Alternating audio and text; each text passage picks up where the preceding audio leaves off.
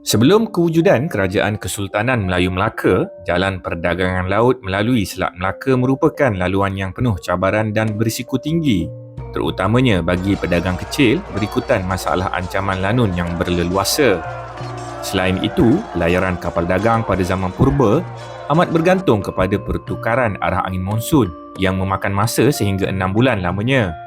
Ini memaksa pedagang berlabuh lama dan membayar cukai pelabuhan yang tinggi kepada pemerintah setempat di sepanjang laluan laut.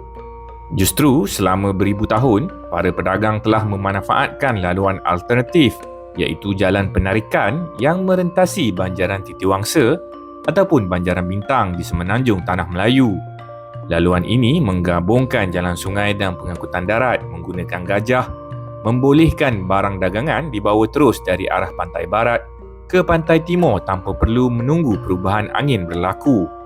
Melalui penceritaan di dalam Hikayat Meru Mahawangsa serta catatan purba pengembara dari China iaitu Liang Shu dan juga Ai Ching, wilayah di utara Tanah Melayu ketika itu dikuasai oleh Empayar Langkasuka yang makmur. Salah satu pusat kota utamanya yang mengawal aliran perdagangan berkenaan terletak di tebing Sungai Patani yang kini dikenali sebagai Kota Purba Yarang. Mengikut jejak laluan ini, pedagang dari arah barat akan berlabuh di Lembah Bujang. Barang dagangan mereka kemudian dipindahkan ke perahu-perahu kecil untuk mudik ke hulu Sungai Muda melalui Kuala Ketil sehinggalah sampai ke Baling. Dari Baling, barangan dimuatkan ke atas belakang gajah untuk diangkut merentasi kawasan pergunungan menuju ke Betong di selatan Thailand. Setibanya di Betong, mereka akan menghilir Sungai Patani sehinggalah sampai ke pusat perdagangan di Kota Yarang. Di sinilah barang daripada barat dikumpulkan dan diniagakan semula untuk dibawa ke pasaran besar di China ataupun di Jepun.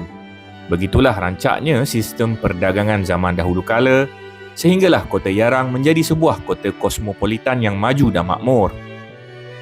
Kini, runtuhan bata merah Kota Purba Yarang masih berdiri sebagai saksi bisu keagungan laluan Transpeninsula ini, jauh sebelum Melaka menjadi terkenal.